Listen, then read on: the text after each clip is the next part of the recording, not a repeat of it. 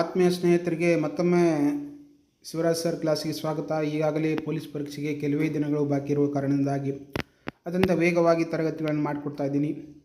ಈಗಾಗಲೇ ಯುನೆಸ್ಕೋದ ಬಗ್ಗೆ ತರಗತಿ ಅಪ್ಲೋಡ್ ಆಗಿದೆ, ಕರೆಂಟ್ ಅಫೇರ್ಸ್ ಬಗ್ಗೆ ಅಪ್ಲೋಡ್ ಆಗಿದೆ, ಕರ್ನಾಟಕದ ವಿಶೇಷತೆ ಬಗ್ಗೆ ತರಗತಿ ಅಪ್ಲೋಡ್ ಆಗಿದೆ. ಹಾಗೆ ವಿಶೇಷ ತರಗತಿಗಳನ್ನು ಪ್ರತಿನಿತ್ಯ 2ರಿಂದ 3 ವಿಡಿಯೋಗಳು ನಮ್ಮ ಅಕಾಡೆಮಿ ವತಿಯಿಂದ ನಿಮಗೆ ತಲುಪ್ತವೆ. ಯಾರೆಲ್ಲ ಇನ್ನೂ ಸಬ್ಸ್ಕ್ರೈಬ್ ಮಾಡ್ಕೊಂಡಿಲ್ಲ ಆದಷ್ಟು ಬೇಗನೆ ನಮ್ಮ ಚಾನಲ್ಗೆ ಸಬ್ಸ್ಕ್ರೈಬ್ ಮಾಡ್ಕೊಳ್ಳಿ, ನಿಮ್ಮ ಸ್ನೇಹಿತರಿಗೆ ಶೇರ್ ಮಾಡಿ. ಇದನ್ನು ನಾವು ಅತ್ಯಂತ ಮಹತ್ವವಾದ ಟಾಪಿಕ್ ಜಿಕೆಯಲ್ಲಿ ಭಾರತೀಯ ಶಾಸ್ತ್ರೀಯ ನೃತ್ಯಗಳು, ಇದನ್ನು ಇಂಡಿಯನ್ ಕ್ಲಾಸಿಕಲ್ ಡ್ಯಾನ್ಸ್ ಅಂತೇಳಿ ಕರಿತೀವಿ. ಇಂಡಿಯನ್ ಕ್ಲಾಸಿಕಲ್ ಡ್ಯಾನ್ಸ್ ಅಂತೇಳಿ ಕರಿತೀವಿ. ಇದು ಅತ್ಯಂತ ಇಂಪಾರ್ಟೆಂಟ್ ಆದಂಥ ಟಾಪಿಕ್. ಯಾವುದೇ ಪರೀಕ್ಷೆ ಇರಲಿ, KPSC ಇರಲಿ, KE ಇರಲಿ, ಯಾವುದೇ ಫೀಲ್ಡಲ್ಲಿ ಇದರ ಮೇಲೆ ಒಂದು ಪ್ರಶ್ನೆ ಇರ್ತೈತೆ. ನವೋದಯ ಬರೀತಾರಲ್ಲ ಮಕ್ಕಳು, ಅವರ ಸಹ ಈ ಪ್ರಶ್ನೆ ಇರ್ತೈತಿ. ನವೋದಯಕ್ಕೂ ಸಹ ಹೆಲ್ಪ್ ಆಗುತ್ತೆ. ಎಲ್ಲ ರೀತಿಯ ಪರೀಕ್ಷೆಗೆ, ಸ್ಪರ್ಧಾತ್ಮಕ ಪರೀಕ್ಷೆ ಮತ್ತು ಮಕ್ಕಳು ಬರೆಯುವಂಥ ನವೋದಯ ಇರ್ಬೋದು, ಸೈನಿಕ ಇರ್ಬೋದು, ಮುರಾರ್ಜಿ ಇರ್ಬೋದು ಮತ್ತು RM ಸ್ಕೂಲಿಗೂ ಸಹ ಸಹಾಯ ಆಗುತ್ತೆ. ಇದನ್ನು ನಾವೇನು ನೋಡೋಣ, ಭಾರತೀಯ ಶಾಸ್ತ್ರೀಯ ನೃತ್ಯಗಳು, ಇಂಡಿಯನ್ ಕ್ಲಾಸಿಕಲ್ ಡ್ಯಾನ್ಸ್ ಬಗ್ಗೆ ಸಂಪೂರ್ಣವಾದಂಥ ಮಾಹಿತಿ ನೋಡೋಣ. ಅವು ಯಾವ ರಾಜ್ಯದ್ದು, ಆ ನೃತ್ಯದಲ್ಲಿ ಪ್ರಸಿದ್ಧಿ ಪಡೆದವರು ಯಾರು, ಎಲ್ಲವನ್ನು ಈ ತರಗತಿಯಲ್ಲಿ ನಾವು ಅಧ್ಯಯನ ಮಾಡೋಣ. ಇದು ಮೇನ್ಲಿ KSಗೆ ಹೆಲ್ಪ್ ಆಗುತ್ತೆ, ಪ್ರಿಲಿಮ್ಸ್ಗೆ, ಮೇನ್ಸ್ಗೆ ಹಾಗೂ PSIಗೆ ಹಾಗೂ ಇತರ ಪರೀಕ್ಷೆಗಳು ಸಹ ಇದು ಹೆಲ್ಪ್ ಆಗುತ್ತೆ. FDA, SDA ಇದೆಲ್ಲ ಸಹ ಪ್ರಶ್ನೆಗೆ ಹೆಲ್ಪ್ ಆಗುತ್ತೆ. ಯಾಕಂದರೆ ಇದು ಕಂಪ್ಲೀಟ್ಲಿ ಭಾರತೀಯ ಶಾಸ್ತ್ರೀಯ ನೃತ್ಯಗಳ ಬಗ್ಗೆ ಕಂಪ್ಲೀಟ್ ಆದಂಥ ತರಗತಿ ಇತ್ತು. ಕ್ಲಾಸಿಕಲ್ ಡ್ಯಾನ್ಸ್ ಇತ್ತು ನಾವು ನೋಡ್ತೀವಿ. ಹಾಗಾದರೆ ಏನಿದು ಕ್ಲಾಸಿಕಲ್ ಡ್ಯಾನ್ಸ, ಇದು ಮೂಲತಃ ಏನು, ಇದರ ಇತಿಹಾಸ ಏನು, ಇದರ ಪೀಠಿಕೆ ಏನು, ಇದು ಮೂಲತಃ ಎಲ್ಲಿ ಹುಟ್ಟಿತು ಅಂತೇಳಿ ನೋಡಿದಾಗ, ಪೀಠಿಕೆ ಅಥವಾ ಇತಿಹಾಸ ನೋಡಿದಾಗ ಭಾರತೀಯ ಶಾಸ್ತ್ರೀಯ ನೃತ್ಯಗಳು ಇತಿಹಾಸ ಮತ್ತು ಮೂಲವನ್ನು ಅತ್ಯಂತ ಪುರಾತನವಾಗಿದ್ದು, ಇವು ಏನು ಈಗ ಹುಟ್ಟಿರುವಂತಹ ನೃತ್ಯಗಳು, ಕಲೆಗಳಲ್ಲ. ಇವು ಅತ್ಯಂತ ಪುರಾತನವಾದಂಥ ಇತಿಹಾಸ ಮೂಲದ ಅತ್ಯಂತ ಪುರಾತನವಾದಂಥ ನೃತ್ಯಗಳು. ಇವುಗಳನ್ನು ಗ್ರಂಥದ ಆಧಾರದ ಮೇಲೆ ಯಾರು ಬರೆದ್ರಪ್ಪ, ಭರತ ಮುನಿಯವರ ಬರೆದಂಥ ನಾಟ್ಯಶಾಸ್ತ್ರದಿಂದ ಈ ನೃತ್ಯಗಳನ್ನು ಗುರುತಿಸಿದ್ದಾರೆ. ಭರತ ಮುನಿ ಪ್ರಣೀತ್ ಅವರು ಬರೆದಂಥ ನಾಟ್ಯಶಾಸ್ತ್ರ, ನಿಮಗೆ ಕೇಳ್ತಾನೆ ಇಂಡಿಯನ್ ಕ್ಲಾಸಿಕಲ್ ಡ್ಯಾನ್ಸ್, ಈ ನಾಟ್ಯಶಾಸ್ತ್ರದಿಂದ ಆಯ್ಕೆ ಮಾಡಿಕೊಳ್ಳದೆ ಈ ಗ್ರಂಥವನ್ನು ಬರೆದವರು ಯಾರು, ಭರತ ಮುನಿ. ಮತ್ತು ಯಾವ ಗ್ರಂಥದಿಂದ ಅದನ್ನು ಆಯ್ಕೆ ಮಾಡಿದ ಕೇಳ್ತಾರೆ, ನಾಟ್ಯಶಾಸ್ತ್ರ ಎಂಬ ಗ್ರಂಥದಿಂದ. ನಾಟ್ಯಶಾಸ್ತ್ರವನ್ನು ಭಾರತೀಯ ಕಲಾ ಪರಂಪರೆಯಲ್ಲಿ 5ನೇ ವೇದ ಅಂತೇಳಿ ಕರೆಯಲಾಗುತ್ತೆ. ನಾಟ್ಯಶಾಸ್ತ್ರವನ್ನು ಭರತ ಮುನಿ ಬರೆದಂಥ ನಾಟ್ಯಶಾಸ್ತ್ರವನ್ನು 5ನೇ ವೇದ ಅಂದರೆ 4 ವೇದಗಳು, ಯಜುರ್ವೇದ, ಸಾಮವೇದ, ಋಗ್ವೇದ, ಈ ವೇದಗಳಲ್ಲಿ 5ನೇ ವೇದ ಯಾವುದಂದ್ರೆ ನಾಟ್ಯಶಾಸ್ತ್ರವನ್ನು 5ನೇ ವೇದ ಅಂತ ಕರೀತಾರೆ. ಅದರಲ್ಲಿ ಭಾರತೀಯ ಕಲಾ ಪರಂಪರೆಯಲ್ಲಿ 5ನೇ ವೇದ ಅಂಥೇಳಿ ಭರತ ಮುನಿಯವರು ಬರೆದಂತಹ ನಾಟ್ಯಶಾಸ್ತ್ರವನ್ನು ಕರೀತಾರೆ. ಪ್ರಸ್ತುತ ಭಾರತ ಸರ್ಕಾರದ ಸಾಂಸ್ಕೃತಿಕ ಸಚಿವಾಲಯ ಮಿನಿಸ್ಟ್ರಿ ಆಫ್ ಕಲ್ಚರ್ ಒಟ್ಟು 9 ಶಾಸ್ತ್ರೀಯ ನೃತ್ಯಗಳನ್ನು ಮಾರ್ಯ ಮಾಡತ್ತಿ. ನಿಮ್ಗೆ ಕೇಳ್ತಾನೆ, ಯಾವ ಸಚಿವಾಲಯವು ಒಟ್ಟು ಶಾಸ್ತ್ರೀಯ ನೃತ್ಯಗಳನ್ನು ಮಾನ್ಯತೆ ನೀಡ್ತದೆ ಅಂತೇಳಿ, ಸಾಂಸ್ಕೃತಿಕ ಸಚಿವಾಲಯ, ಮಿನಿಸ್ಟ್ರಿ ಆಫ್ ಕಲ್ಚರ್. ಆದರೆ ಭಾರತದ ಪ್ರತಿಷ್ಠಿತ ಸಂಗೀತ ನಾಟಕ ಅಕಾಡೆಮಿಯು, ಭಾರತದ ಪ್ರಸಿದ್ಧ ಸಂಗೀತ ನಾಟಕದ ಅಕಾಡೆಮಿಯ ಕೇವಲ 8 ನೃತ್ಯಗಳನ್ನು ಮಾತ್ರ ಅಧಿಕೃತವಾಗಿ ಶಾಸ್ತ್ರೀಯ ನೃತ್ಯಗಳೆಂದು ಪರಿಗಣಿಸಿದೆ. ಸಾಂಸ್ಕೃತಿಕ ಸಚಿವಾಲಯ 9 ಶಾಸ್ತ್ರೀಯ ನೃತ್ಯಗಳನ್ನು ಮಾನ್ಯ ಮಾಡಿದರೆ, ಈ ಶಾಸ್ತ್ರೀಯ ನೃತ್ಯಗಳನ್ನು ಗುರುತಿಸಿದಂತಹ ಸಂಗೀತ ನಾಟಕ ಅಕಾಡೆಮಿ 8 ನೃತ್ಯಗಳನ್ನು ಸಾಂಸ್ಕೃತಿಕ ನೃತ್ಯಗಳೆಂದು ಪರಿಗಣಿಸಿದ್ದಾರೆ. ಸಾಂಸ್ಕೃತಿಕ ಸಚಿವಾಲಯವು ಪೂರ್ವ ಭಾರತದ ಪ್ರಸಿದ್ಧ ಚವ್ವಾ ನೃತ್ಯವನ್ನು ಈ ಪಟ್ಟಿಗೆ ಸೇರಿಸಿ 9 ನೃತ್ಯಗಳನ್ನಾಗಿ ಮಾನ್ಯ ಮಾಡಿದೆ. ಏನು ಮಾಡಿತಪ್ಪ ಅಂದರೆ, ಸಾಂಸ್ಕೃತಿಕ ಸಚಿವಾಲಯ ಮಿನಿಸ್ಟ್ರಿ ಆಫ್ ಕಲ್ಚರಲ್ಲಿ ಇದೆಯಲ್ಲ, ಈ ಸಚಿವಾಲಯ ಪೂರ್ವ ಪ್ರಸಿದ್ಧದ ಚೌ ನೃತ್ಯವನ್ನು ಈ ಪಟ್ಟಿಗೆ ಸೇರಿಸಿ 9 ನೃತ್ಯಗಳನ್ನು ಮಾಡಿದೆ. ಈಗ ಇಂಡಿಯನ್ ಕ್ಲಾಸಿಕಲ್ ಡ್ಯಾನ್ಸ್ ಎಷ್ಟು ಅಂತ ಹೇಳ್ತೀವಿ ನಾವು, 8 ಅಂತ ಹೇಳ್ತೀವಿ. ಈಗ ಅದು ಸಂಗೀತ ನಾಟಕ ಅಕಾಡೆಮಿ ನೀಡಿದ ಪ್ರಕಾರ 8 ಶಾಸ್ತ್ರೀಯ ನೃತ್ಯಗಳು, ಭಾರತೀಯ ಸಾಂಸ್ಕೃತಿಕ ಸಚಿವಾಲಯ ನೀಡಿದ ಪ್ರಕಾರ 9 ಶಾಸ್ತ್ರೀಯ ನೃತ್ಯಗಳು, ಅದರಲ್ಲಿ ಚೌ ಅಂತೇಳಿ ಇತ್ತೀಚೆಗೆ ಅದನ್ನು ಸೇರ್ಪಡೆಯನ್ನು ಮಾಡಿದ್ದಾರೆ. ನೆನಪಿರಲಿ, ಭಾರತೀಯ ಶಾಸ್ತ್ರೀಯ ನೃತ್ಯಗಳು 9 ಅಂತೇಳಿ ಕೇಳಿದಾಗ 9ಕ್ಕೆ ಹಾಕ್ಬೇಕು. ನೀವು 8 ಕೊಟ್ಟಿರ್ತಾರೆ, ಅದರ ಜೊತೆಗೆ 9 ಕೊಟ್ಟಿರ್ತಾರೆ. 9 ಅಂತೇಳಿ ರೈಟ್ ಹಾಕ್ರಿ. ಯಾಕೆ ಸರ್ಕಾರ ಆದೇಶದಿಂದ ಹೊರಡಿಸುವ ಕಾರಣದಾಗ ಅದನ್ನು 9ನೇ ನೃತ್ಯ ಅಂತೇಳಿ ನಾವಿಲ್ಲಿ ಗಮನಿಸ್ತೀವಿ. ಯಾಕೆ ಇವೆಲ್ಲ ಯಾವ ಮೂಲಗಳು, ಶಾಸ್ತ್ರೀಯ ನೃತ್ಯದ ಮೂಲಗಳು ಮತ್ತು ಆಯಾಮಗಳು ಮತ್ತು ಅಂಗಗಳು ಯಾವ್ಯಾವು, ಇವು ಎಲ್ಲಿಂದ ಮೂಲತಃ ಬಂದಿದ್ದು, ನಾಟ್ಯಶಾಸ್ತ್ರ ಪ್ರಕಾರ ನಿಮಗೆ ನಾಟ್ಯಶಾಸ್ತ್ರ ಭರತ ಮುನಿ ಬರೆದಂಥ ಗ್ರಂಥ ನಾಟ್ಯಶಾಸ್ತ್ರ. ಆ ನಾಟ್ಯದ ಶಾಸ್ತ್ರದಿಂದ ಆಯ್ಕೆ ಮಾಡುವಂಥ ಶಾಸ್ತ್ರ ನೃತ್ಯಗಳು ಮೂಲಗಳು ನೋಡ್ತೀವಿ. ನಾಟ್ಯಶಾಸ್ತ್ರ ಪ್ರಕಾರ ನೃತ್ಯದಲ್ಲಿ 2 ಪ್ರಮುಖ ಆಯಾಮಗಳನ್ನು ಹೊಂದೈತಿ. ಏನು ಭರತ ಮುನಿ ಬರೆದಂಥ ನಾಟ್ಯಶಾಸ್ತ್ರ ಕೃತಿಯಲ್ಲ, ಆ ಕೃತಿಯಲ್ಲಿ ಪ್ರಮುಖ 2 ಆಯಾಮಗಳನ್ನು ಹೊಂದೈತಿ. ಒಂದು ಲಾಸ್ಯ, ಇನ್ನೊಂದು ತಾಂಡವ ಅಂತೇಳಿ. ನಾಟ್ಯಶಾಸ್ತ್ರ ಪ್ರಕಾರ 2 ನೃತ್ಯದ ಪ್ರಮುಖ ಆಯಾಮಗಳನ್ನು 2 ಮೇನ್ ಆಸ್ಪೆಕ್ಟನ್ನು ಹೊಂದೈತಿ. ಒಂದು ಲಾಸ್ಯ, ಎರಡನೇದು ತಾಂಡವ. ಒಂದನೇದು ಲಾಸ್ಯ, ಎರಡನೇದು ತಾಂಡವ. ಲಾಸ್ಯ ಅಂದರೆ ಇದು ಸ್ತ್ರೀಲಿಂಗ ಲಕ್ಷಣಗಳನ್ನು ಮತ್ತು ಭಗವತಿ ಪಾರ್ವತಿಯ ಭಾವವನ್ನು ಪ್ರತಿನಿಧಿಸುತ್ತದೆ. ಇದರಲ್ಲಿ ಮೃದುತ್ವ, ನಯನ ಮನೋಹರ ಕೃಪೆ, ಪ್ರೇಮ ಮತ್ತು ಕೋಮಲ ಭಾವನೆಗಳಿಗೆ ಹೆಚ್ಚಿನ ಪ್ರಾಧಾನ್ಯತೆಯನ್ನು ನೀಡಿದೆ. ಅಂದರೆ ಇಲ್ಲಿ ಸ್ತ್ರೀಲಿಂಗ ಲಕ್ಷಣಗಳು ಅಂದ್ರೆ ಸ್ತ್ರೀಯರಿಗೆ ಇರುವಂಥ ಪ್ರಮುಖ ಲಕ್ಷಣಗಳು ಪಾರ್ವತಿಯ ಭಾವನೆ ಇರ್ಬೋದು. ಇದರಲ್ಲಿ ಮೃದುತ್ವ, ನಯನ ಮನೋಹರ ಕೃಪೆ ಐತಿ, ಪ್ರೇಮ, ಕೋಮಲ ಭಾವನೆಗಳು ಅಂದ್ರೆ ಸ್ತ್ರೀಲಿಂಗ ಲಕ್ಷಣಗಳನ್ನು ಇದರಲ್ಲಿ ಗುರುತಿಸಿದ್ದಾರೆ. ಯಾವುದು? ಲಾಸ್ಯದಲ್ಲಿ. ನಾಟ್ಯಶಾಸ್ತ್ರ ಪ್ರಕಾರ ನೃತ್ಯಗಳಲ್ಲಿ 2 ಆಯಾಮಗಳನ್ನು ಗುರುತಿಸಿದ್ದಾರೆ. ಒಂದು ಲಾಸ್ಯ, ಇನ್ನೊಂದು ತಾಂಡವ. ಇನ್ನು ತಾಂಡವ ಇದು ಪುರುಷ ಪ್ರಧಾನ ಲಕ್ಷಣಗಳನ್ನು ಮತ್ತು ಶಿವನ ರೌದ್ರ ರೂಪವನ್ನು ಪ್ರತಿನಿಧಿಸುತ್ತದೆ. ನೆನಪಿರಲಿ, ಶಿವನ ರೌದ್ರ ರೂಪವನ್ನು ಪ್ರತಿನಿಧಿಸುತ್ತದೆ. ಯಾವುದು? ತಾಂಡವ ಇದು ಇದು ಪುರುಷ ಪ್ರಧಾನ ಲಕ್ಷಣಗಳು ಮತ್ತು ಇದು ಶಿವನ ರೌದ್ರ ರೂಪವನ್ನು ಪ್ರತಿನಿಧಿಸುತ್ತದೆ. ಇದರಲ್ಲಿ ಅತಿವೇಗ, ದೈಹಿಕ ಲಯದ ಗತಿ ಮತ್ತು ರೌದ್ರ ವೀರರ ಭಾವನೆಗಳು ಪ್ರಮುಖವಾಗುತ್ತವೆ. ತಾಂಡವದಲ್ಲಿ ದೈಹಿಕ ಶಕ್ತಿ, ಲಯಬದ್ಧ ಗತಿ, ರೌದ್ರ ಮತ್ತು ವೀರ ಭಾವನೆಗಳು ಪ್ರಮುಖವಾಗಿರ್ತವೆ. ವೀರ ಭಾವನೆಗಳು. ಲಾಸ್ಯದಲ್ಲಿ ಸ್ತ್ರೀಗಳ ಲಕ್ಷಣಗಳನ್ನು ನಯನ ಮೃದುತ್ವ, ನಯನ ಮನೋಹರ ಕೃಪೆ, ಪ್ರೇಮ, ಕೋಮಲ ಭಾವನೆಗಳನ್ನು ಒಳಗೊಂಡಿದ್ದರೆ, ತಾಂಡವದಲ್ಲಿ ಇದು ಪುರುಷ ಪ್ರಧಾನ ಲಕ್ಷಣಗಳನ್ನು ಮತ್ತು ಶಿವನ ರೌದ್ರ ರೂಪವನ್ನು ಪ್ರತಿನಿಧಿಸುತ್ತದೆ. ಇದರಲ್ಲಿ ಅತಿವೇಗ, ದೈಹಿಕ ಶಕ್ತಿ, ಲಯಬದ್ಧ ಗತಿ, ರೌದ್ರ, ವೀರ ಭಾವನೆಗಳು ಪ್ರಮುಖವಾಗಿರುತ್ತವೆ. ನೆಕ್ಸ್ಟ್, ನೃತ್ಯದ ಪ್ರಮುಖ 3 ಅಂಗಗಳು. 3 ಕಾಂಪೋನೆಂಟ್ಸ್ ಆಫ್ ಡ್ಯಾನ್ಸಸ್. ಭರತ ಮುನಿ ಬರೆದಂಥ ನಾಟ್ಯಶಾಸ್ತ್ರದ ಪ್ರಕಾರ ನೃತ್ಯದ 3 ಪ್ರಮುಖ ಅಂಗಗಳು. ಒಂದನೇ ನೃತ್ಯ. ಇದು ಯಾವುದೇ ವಿಶೇಷ ಭಾವನೆ ಮತ್ತು ಕಥೆಯಿಲ್ಲದೆ ಕೇವಲ ಶುದ್ಧ ದೈಹಿಕ ಚಲನೆ, ತಾಳ ಮತ್ತು ತಬಲಾ ಮೃದಂಗದ ಆವರ್ತನೆಗೆ ತಕ್ಕಂತೆ ಮಾಡುವ ನೃತ್ಯವಾಗಿದೆ. ಇಲ್ಲಿ ಯಾವುದೇ ರೀತಿಯಂಥ ವಿಶೇಷ ಭಾವನೆ ಇರಲಿ, ಮುಖದಲ್ಲಾಗಲಿ ಅಥವಾ ಕಥೆಯಿಲ್ಲದೆ ಕೇವಲ ಶುದ್ಧ ದೈಹಿಕ ಚಲನೆ ಅಥವಾ ತಾಳ, ತಬಲಾ ಅಥವಾ ಮೃದಂಗದ ಆವರ್ತನಕ್ಕೆ ತಕ್ಕಂತೆ ಮಾಡುವಂಥ ನೃತ್ಯ ಆಗೈತಿ. ನೆಕ್ಸ್ಟ್, ನೃತ್ಯ ಇದರಲ್ಲಿ ಮುಖಭಾವ, ಅಭಿನಯ ಮತ್ತು ವಿವಿಧ ಹಸ್ತಮುದ್ರೆಗಳ ಮೂಲಕ ನೃತ್ಯದಲ್ಲಿ ಏನಿರುತ್ತದೆ ಅಂದರೆ ಇದರಲ್ಲಿ ಮುಖಭಾವ, ಮುಖದಿಂದ ಎಕ್ಸ್ಪ್ರೆಷನ್ ತೋರಿಸುತ್ತಾರೆ, ಅಭಿನಯ ಇರ್ತೈತಿ. ಇಲ್ಲಿ ವಿವಿಧ ಹಸ್ತಮುದ್ರೆಗಳು, ಈ ಹಸ್ತಮುದ್ರೆಗಳ ಮೂಲಕ ರಸಭಾವನೆಗಳನ್ನು ಪ್ರೇಕ್ಷಕರಿಗೆ ತಲುಪಿಸುತ್ತದೆ. ಯಾವುದು? ನೃತ್ಯ. ನೆಕ್ಸ್ಟ್, ನಾಟ್ಯ. ಇದು ನಾಟಕೀಯ ರೂಪವನ್ನು ಹೊಂದಿರುತ್ತದೆ. ನೃತ್ಯದ ಮೂಲಕ ಒಂದು ಸಂಪೂರ್ಣ ಕಥೆ ಅಥವಾ ಪುರಾಣದ ಪ್ರಸಂಗಗಳನ್ನು ಪಾತ್ರಗಳ ಮೂಲಕ ಪ್ರದರ್ಶಿಸುತ್ತದೆ. ಇದು ನಾಟ್ಯ ಏನಪ್ಪ ಅಂದ್ರೆ ಇದು ನಾಟಕೀಯ ರೂಪವನ್ನು ಹೊಂದಿರ್ತೈತಿ. ಇದು ನೃತ್ಯದ ಮೂಲಕ ಒಂದು ಸಂಪೂರ್ಣ ಕಥೆ ಅಥವಾ ಪುರಾಣ ಪ್ರಸಂಗದ ಪಾತ್ರಗಳನ್ನು ಪ್ರಸ್ತುತಪಡಿಸುತ್ತದೆ. ಇದು ನಾಟಕೀಯ ರೂಪವನ್ನು ಹೊಂದಿರುತ್ತದೆ. ನೃತ್ಯದ ಮೂಲಕ ಒಂದು ಸಂಪೂರ್ಣ ಕಥೆ ಅಥವಾ ಪುರಾಣದ ಪ್ರಸಂಗವನ್ನು ಪಾತ್ರಗಳ ಮೂಲಕ ಪ್ರಸ್ತುತಪಡಿಸಲಾಗುತ್ತದೆ. ಇದು ನಾಟಕೀಯ ರೂಪವನ್ನು ಹೊಂದಿರುತ್ತದೆ ಮತ್ತು ನೃತ್ಯದ ಮೂಲಕ ಒಂದು ಸಂಪೂರ್ಣವಾದ ಕಥೆ ಅಥವಾ ಪುರಾಣ ಪ್ರಸಂಗ ಪಾತ್ರಗಳ ಮೂಲಕ ಪ್ರಸ್ತುತಪಡುತ್ತದೆ. ಭಾರತೀಯ ಶಾಸ್ತ್ರೀಯ ನೃತ್ಯಗಳು. ಸಂಗೀತ ನಾಟಕ ಅಕಾಡೆಮಿ ನಿಮ್ಗೆ ಕೇಳ್ತಾರೆ. ಭಾರತೀಯ ಶಾಸ್ತ್ರೀಯ ನೃತ್ಯಗಳನ್ನು ಗುರುತಿಸಿದ ಅಕಾಡೆಮಿ ಯಾವುದಂದ್ರೆ ಸಂಗೀತ ನಾಟಕ ಅಕಾಡೆಮಿ. ಇದು ಪ್ರಸ್ತುತ ದೆಹಲಿಯಲ್ಲಿ ಐತಿ. ಇದು ಸಾಂಸ್ಕೃತಿಕ ಸಚಿವಾಲಯದ ಅಂಡರ್ದ ಅಡಿಯಲ್ಲಿ ಬರ್ತೈತಿ. ನೆಕ್ಸ್ಟ್, ಭಾರತೀಯ ಶಾಸ್ತ್ರೀಯ ನೃತ್ಯಗಳು 9 ಅಂತೇಳಿ ನಿಮಗೆ ಆಗಲೇ ಹೇಳಿದ್ವಿ. ಹಿಂದೆಲ್ಲ 8 ಅಂತ ಹೇಳ್ತಾ ಇದ್ರು. ಈಗೆಲ್ಲ ಅದಕ್ಕೆ ಚೌ ಅಂತೇಳಿ ಹೊಸದಾಗಿ ಸೇರಿಸ್ಬಿಟ್ಟು 9 ಆಗಿದಾವೆ. ಭರತನಾಟ್ಯ ಇದು ಮೂಲತಃ ಯಾವ ರಾಜ್ಯದ್ದು ಅಂತ ಕೇಳಿದಾಗ ಇದು ಮೂಲತಃ ತಮಿಳುನಾಡಿನ ರಾಜ್ಯದ್ದು.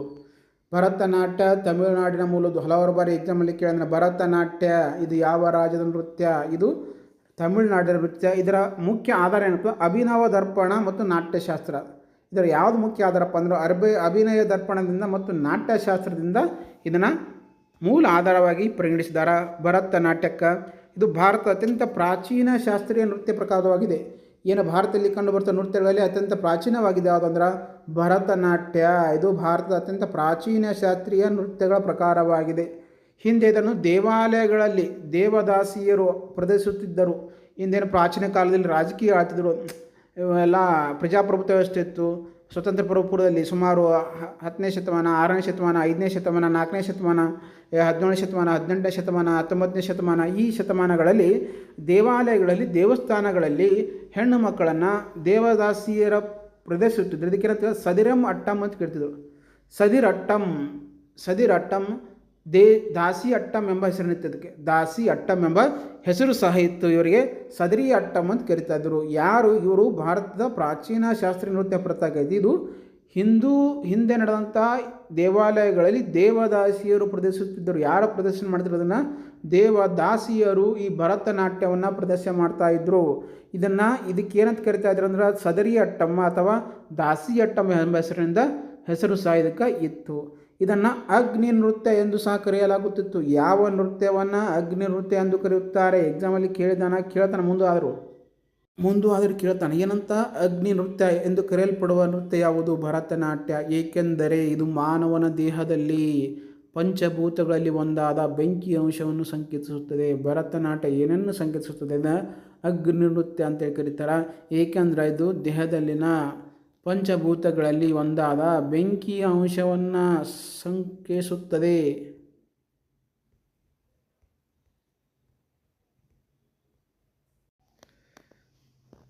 ಇದು ಮಾನವನ ದೇಹದಲ್ಲಿ ಪಂಚಭೂತಗಳಲ್ಲಿ ಒಂದಾದ ಬೆಂಕಿಯ ಅಂಶವನ್ನು ಸಂಕೇತಿಸುವ ಕಾರಣದಿಂದಾಗಿ ಭರತನಾಟ್ಯವನ್ನು ಅಗ್ನಿ ನೃತ್ಯ ಅಂತೇಳಿ ಕರೀತಾರೆ. ನೆಕ್ಸ್ಟ್ ಇದರಲ್ಲಿ ಏಕಾರ್ಹ ಅಂದರೆ ಶೈಲಿ ಪ್ರಕಾರವಾಗಿದೆ. ಏಕೆಂದರೆ ಒಬ್ಬರೇ ನರ್ತಕರು ರಂಗಮಂಚದ ಮೇಲೆ ವಿಭಿನ್ನ ಪಾತ್ರಗಳನ್ನು ಏಕ ವ್ಯಕ್ತಿಯಾಗಿ ನಿರ್ವಹಿಸುತ್ತಾರೆ. ಇದರಲ್ಲಿ ಏಕಾರ್ಹ ಅಂದ್ರೆ ಏನು? ಒಬ್ಬರೇ ನರ್ತಕೃತ ರಂಗಮಂಚದ ಮೇಲೆ ವಿಭಿನ್ನ ಪಾತ್ರಗಳನ್ನು ಬೇರೆ ಪಾತ್ರಗಳನ್ನು ಏಕ ವ್ಯಕ್ತಿಯಾಗಿ ನಿರ್ವಹಿಸುತ್ತಾರೆ. ಏಕಾರ್ಹ ಅಂತ ಹೇಳಿದ್ರೆ ನೆನಪಿರಲಿ. ಏಕಾರ್ಹ ಭರತನಾಟ್ಯ ಒಂದು ಏಕಾರ್ಹ. ಇದರಲ್ಲಿ ಒಬ್ಬರೇ ನರ್ತಕರು ರಂಗಮಂಚದ ಮೇಲೆ ವಿಭಿನ್ನ ಪಾತ್ರಗಳನ್ನು ವ್ಯಕ್ತಪಡಿಸುವಂತ ನಿರ್ವಹಿಸುತ್ತಾರೆ. ನೆಕ್ಸ್ಟ್ ನೃತ್ಯದ ಪ್ರಮುಖ ಹಂತಗಳು. ಆಲರೀಫ್ ಅಂದರೆ ಆರಂಭ. ನೃತ್ಯ ಪ್ರಾರಂಭ ಆಗೋದಕ್ಕೆ ಆಲರೀಫ್ ಅಂತೇಳಿ ಕರೀತಾರೆ. ಆರಂಭ. ಜತಿಸ್ವರಂ, ಶಬ್ದಮ್ಮ, ವರ್ಣಂ ಇವೆಲ್ಲ ಕೇಂದ್ರ ಭಾಗಗಳು. ಜತಿಸ್ವರಮ್ಮ, ಶಬ್ದಮ್ಮ, ವರ್ಣಮ್ಮ ಇವೆಲ್ಲವೂ ಸಹ ಕೇಂದ್ರ ಭಾಗಗಳು. ಆರಂಭ ಭಾಗ ಯಾವುದಂದ್ರೆ ಅಲಂಪುರವನ್ನು ಆರಂಭಿಕ ಭರತನಾಟ್ಯದ ಆರಂಭಿಕ ಅಂತ ಕರೀತಾರೆ. ಜತಿಸ್ವರಂ, ಶಬ್ದಮ್ಮ, ವರ್ಣಂ ಕೇಂದ್ರ ಭಾಗ. ಪದ್ಯಂ ತಿಲ ಅಂತ್ಯಭಾಗ. ಪ್ರಸಿದ್ಧ ಕಲಾವಿದರು ರುಕ್ಮಿಣಿ ದೇವಿ. ಈ ಭರತನಾಟ್ಯಕ್ಕೆ ಅತ್ಯಂತ ಪ್ರಸಿದ್ಧಿ ಪಡೆದವರು ಅಂದರೆ ರುಕ್ಮಿಣಿ ದೇವಿ ಅರುಂಡೇಲ್ ಅವರು ಭಾರತೀಯ ಶಾಸ್ತ್ರೀಯ ನೃತ್ಯ ಒಂದು ಭರತನಾಟ್ಯದಲ್ಲಿ ಅತ್ಯಂತ ಸಾಧನೆಯನ್ನು ಗೈದು ಇವರಿಗೆ ರುಕ್ಮಿಣಿ ದೇವಿಯವರಿಗೆ ಅರುಂಡಲ್ ನೃತ್ಯಕ್ಕೆ ವಿಶೇಷ ಆಧುನಿಕ ಪುನಶ್ಚೇತನ ನೀಡಿದ್ದಾರೆ. ಮಲ್ಲಿಕಾ ಸಾರಾಭಾ, ಯಾಮಿನಿ ಕೃಷ್ಣಮೂರ್ತಿ, ಸೋನಲ್ ಮಾನ್ಸಿಂಗ್, ಪದ್ಮ ಸುಬ್ರಹ್ಮಣ್ಯಂ, ಬಾಲ ಸರಸ್ವತಿ. ಅಂತ್ಯದ ಭಾಗವನ್ನು ಪದ ಮತ್ತು ತಿಲಾನ್ ಅಂತೇಳಿ ಕರೀತಾರೆ. ಅಂತ್ಯದ ಭಾಗವನ್ನು ಪದ ಮತ್ತು ತಿಲಾನ್. ಇನ್ನು ಪ್ರಸಿದ್ಧ ಕಲಾವಿದರು ಯಾರಪ್ಪ ಅಂದ್ರೆ ರುಕ್ಮಿಣಿ ಅರುಂಧತಿ ದೇವಿ ಅರುಂಡಲ್ ಅಂತ ಹೇಳಿ ನೋಡ್ತೀವಿ. ಇವರು ನೃತ್ಯಕ್ಕೆ ಆಧುನಿಕ ಪುನಶ್ಚೇತನ ನೀಡ್ತಾರೆ. ಮತ್ತು ಮಲ್ಲಿಕಾ ಇರಬಹುದು, ಸಾರಾಬಾಯಿ, ಯಾಮಿನಿ ಕೃಷ್ಣಮೂರ್ತಿ, ಸೋನಾಲ್ ಮಾನ್ಸಿಂಗ್, ಪದ್ಮ ಸುಬ್ರಹ್ಮಣ್ಯಮ್ಮ, ಬಾಲ ಸರಸ್ವತಿ ಇವರೆಲ್ಲರೂ ಭರತನಾಟ್ಯದಲ್ಲಿ ಪ್ರಸಿದ್ಧಿ ಅಂತ ಪಡೆದಂತಹ ಮಹಾನ್ ಕಲಾವಿದರು ಅಂತೇಳಿ ನಾವಿಲ್ಲಿ ನೋಡ್ತೀವಿ. ನೆಕ್ಸ್ಟ್ ಕಥಕ್ ಇದರ ಬಗ್ಗೆ ನಿಮಗೆ ಗೊತ್ತಿತ್ತಂದ್ರೆ ಆ ವಿಡಿಯೋ ಪಾಸ್ ಮಾಡಿ ಕಮೆಂಟ್ ಮುಖಾಂತರ ಸಹ ವಿಡಿಯೋವನ್ನು ನೀವು ಕಮೆಂಟ್ ಮಾಡ್ಕೊತಾ ಹೋಗ್ಬೋದು. ಕಥಕ್ ಮೂಲತಃ ಉತ್ತರ ಪ್ರದೇಶದ್ದು ಅಂದರೆ ಉತ್ತರ ಭಾರತದ್ದು. ಮೂಲತಃ ಉತ್ತರ ಪ್ರದೇಶ ಅಂದರೆ ಉತ್ತರ ಭಾರತ ನೃತ್ಯ ಆಗೈತಿ. ಹಿಂದೂ ಮತ್ತು ಮೊಘಲ ಸಂಯೋಜನೆ. ಇದು ಈ ಕಥಕ್ ಸಂಸ್ಕೃತಿಯಲ್ಲಿ ಹಿಂದೂ ಮತ್ತು ಮೊಘಲ ಸಂಯೋಜನೆಯಿಂದ ಆದಂತಹ ಒಂದು ನೃತ್ಯ. ಯಾವುದು? ಕಥಕ್ ನೃತ್ಯ. ಹಿಂದೂ ನಡುವೆ ಮೊಘಲ ಸಾಮ್ರಾಜ್ಯದ ಮತ್ತು ಹಿಂದೂಗಳ ನಡುವೆ ಮೊಘಲ ಸಂಯೋಜನೆ ಅಂತ ಕರಿತೀವಿ. ಕಥಕ್ ಅಂತೇಳಿ ಕರಿತೀವಿ. ಎಲ್ಲಿ? ಉತ್ತರ ಪ್ರದೇಶದಲ್ಲಿ. ಮೂಲ ಪ್ರದೇಶ ಉತ್ತರ ಪ್ರದೇಶದಲ್ಲಿ ಇದು ನಡೀತೈತೆ. ನೆಕ್ಸ್ಟ್ ಕಥಕ್ ಎಂಬುದು ಕಥಾ ಹೇಳುವವರು. ಕಥಕ್ ಎಂಬುದು ಕಥೆ ಹೇಳುವವರು ಎಂಬ ಪದದಿಂದ ಬಂದಿದೆ. ಪ್ರಾಚೀನ ಕಾಲದಲ್ಲಿ ಕಥೆಗಾರರು ದೇವಸ್ಥಾನಗಳಲ್ಲಿ ಮಹಾಕಾವ್ಯಗಳ ಕಥೆಗಳನ್ನು ಹೇಳುತ್ತಾ ಇದನ್ನು ನೃತ್ಯ ರೂಪಕ್ಕೆ ತಂದರು. ಭಕ್ತಿ ಚಳುವಳಿಯ ಮತ್ತು ನಂತರದ ಮೊಘಲ ಆಸ್ಥಾನಗಳಲ್ಲಿ ಇದು ಅಪಾರವಾಗಿ ವಿಕಸನಗೊಂಡಿತು. ಅಂದರೆ ಏನಿತ್ತು? ಆಗಿನ ಸಮಯದಲ್ಲಿ ಈಗೆಲ್ಲಿರುವಂತಹ ಮೀಡಿಯಾಗಳು, ಸೋಷಿಯಲ್ ಮೀಡಿಯಾಗಳು ಇರ್ತಾ ಇದ್ದಿಲ್ಲ. ಆ ಕಾರಣಕ್ಕೆ ಈ ಮಹಾಕಾವ್ಯಗಳನ್ನು ಕವಿಗಳು, ಕಥೆಗಾರರುಗಳು ದೇವಸ್ಥಾನಗಳಲ್ಲಿ, ಅರಮನೆ ಮೈದಾನಗಳಲ್ಲಿ ಹೇಳುವ ಕಾರಣದಿಂದಾಗಿ ಅವರಿಗೆ ಪ್ರಸಿದ್ಧಿಯನ್ನು ಸಹ ಅಲ್ಲಿ ಪಡ್ಕೊಂಡಿದ್ದರು. ನಂತರ ಇವೇನಾಯ್ತು? ಮೊಘಲ ಆಸ್ಥಾನದಲ್ಲಿ ಮೇಲೆ ಅಪಾರವಾಗಿ ಆಸ್ಥಾನದಲ್ಲಿ ಅಪಾರವಾಗಿ ವಿಕಲಿತಗೊಂಡು ನಾವು ನೋಡ್ತೀವಿ. ವಿಶಿಷ್ಟ ಲಕ್ಷಣಗಳು ಅತ್ಯಂತ ವೇಗದ ಪಾದಚಲನೆ, ಇದನ್ನು ತತ್ತಾರ ಅಂತ ಕರೀತಾರೆ. ನೀವು ಅವರು ಭರತನಾಟ್ಯ ಅಂತ ನೋಡ್ಬೇಕು, ಅವರು ಕಾಲಗಳನ್ನು ಅತ್ಯಂತ ವೇಗವಾಗಿ ಚಲಿಸ್ತಿರ್ತಾರೆ ಪಾದವನ್ನು. ಮತ್ತು ನಿರಂತರ ತಿರುಗುವಿಕೆ, ಯಾವಾಗಲೂ ಈಗ ಸರೌಂಡ್ ತಿರ್ತಾರೆ ಅದನ್ನು ಚಕ್ರ ಅಂತೇಳಿ ಕರೀತಾರೆ. ಅದನ್ನು ಅತ್ಯಂತ ವೇಗದ ಪಾದಚಲನೆ ತತ್ತಾರ ಅಂತೇಳಿ ಕರಿತೀವಿ. ಇದರ ಪ್ರಮುಖ ಗುರುತಾಗಿದೆ. ನರ್ತಕರು ನೇರ ಕಾಲಿನ ಸ್ಥಿತಿಯಲ್ಲಿ ನೃತ್ಯ ಮಾಡುತ್ತಾರೆ. ನೇರ ಕಾಲಿನ ಸ್ಥಿತಿಯಲ್ಲಿ ಅವರು ಯಾವುದೇ ರೀತಿ ಅದರಿಂದ ಭಂಗಂಗಿಲ್ಲ, ಅವರು ಯಾವುದೇ ರೀತಿಯಾದಂಥ ಇದು ಏನಾಗಂಗಿಲ್ಲ, ಗುರುತಾಗಿದೆ. ನರ್ತಕರ ಮೇಲೆ ನೇರ ಕಾಲಿನ ಸ್ಥಿತಿಯನ್ನು ನೃತ್ಯವನ್ನು ಇವರು ಮಾಡ್ತಾರೆ. ನೆಕ್ಸ್ಟ್ ಗಾಯನದಲ್ಲಿ ಹಿಂದೂಸ್ತಾನಿ ಶೈಲಿಯ ದೃಪದ ಅಥವಾ ತರಾನ್ ಸಂಯೋಜನೆಯನ್ನು ಬಳಸಲಾಗುತ್ತದೆ. ಈಗ ಕೋಚಿಂಗ್ ಸೆಂಟ್ರಲ್ಲಿ ಇದೆಯಲ್ಲ, ಅವ್ರಿಗೂ ಯಾವೆಲ್ಲ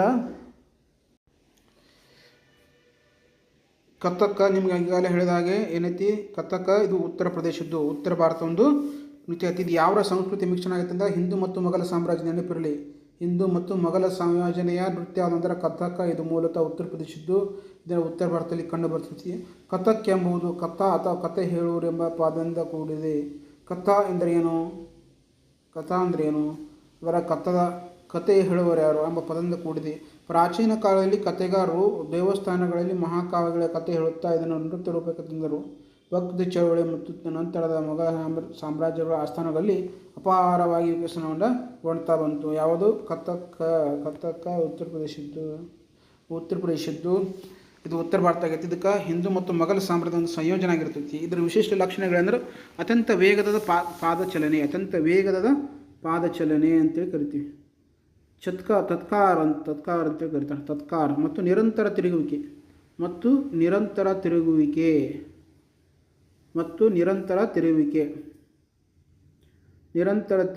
ಸಹ ಏನಂತ ಕರಿತೀವಿ ನಾವು, ಚಕ್ಕರ್. ಇದರ ಪ್ರಮುಖ ಗುರುತಾಗಿದೆ. ನರ್ತಕರ ನೇರ ಕಾಲಿನ ಸ್ಥಿತಿಯಲ್ಲಿ ನೃತ್ಯ ಮಾಡುತ್ತಾರೆ. ನೆಕ್ಸ್ಟ್ ಗಾಯನದಲ್ಲಿ ಹಿಂದೂಸ್ತಾನಿ ಶೈಲಿಯ ದೃಪದ ಮತ್ತು ತಾರಣಾ ಯೋಜನೆಗಳು ಬಳಸಿದವರು ಯಾರು? ಪ್ರಶ್ನೆಯನ್ನೇ ಕೇಳ್ತಾನೆ ನಿಮಗೆ.